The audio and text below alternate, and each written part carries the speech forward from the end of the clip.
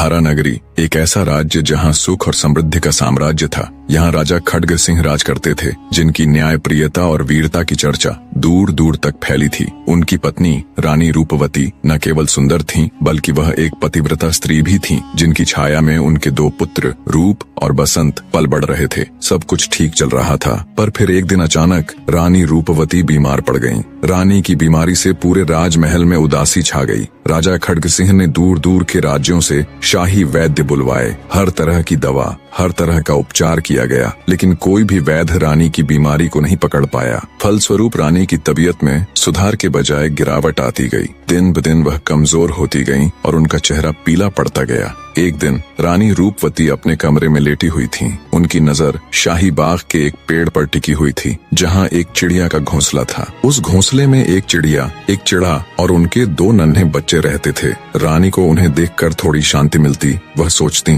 कितना सुंदर दृश्य है, एक छोटा सा परिवार साथ में खुशियां बांट रहा है। लेकिन कुछ दिनों बाद वह चिड़िया मर गई। चिड़ा अकेला रह गया। कुछ समय बाद वह एक नई चिड़िया को ले आया। रानी ने यह सब देखा और मन ही मन सोचा, शायद जीवन का भी यही सत्य है। एक जीवन समाप्त होता है तो दूसरा शुरू हो जाता है। लेकिन फिर एक दिन कुछ ऐसा हुआ कि रानी का दिल दहल गया। चिड़ा दाना लेने गया हुआ था और नई चिड़िया ने उन दोनों नन्हे बच्चों को घोंसले से नीचे गिरा दिया। वे मासूम बच्चे नीचे गिरकर मर गए। जब रानी रूपवती ने यह सब देखा तो उनका हृदय पीड़ा से भर उठा। रानी के मन में ढेरों विचारों ने जन्म ले लिया। क्या मेरी हालत भी उस चिड़िया जैसी है? क्या मेरी मृत्यु निकट है? और अगर ऐसा हुआ तो क्या राजा किसी और रानी को ले आएंगे? क्या वह मेरे रूप और बसंत को प्यार देगी, या फिर उन्हें भी इसी तरह निर्दयता से ठुकरा दिया जाएगा? ये सब आंखों के आगे आते ही रानी की आंखों से अश्रुधारा बहने लगी। रूप और बसंत के भविष्य को लेकर वो अंदर ही अंदर घुटने लगी।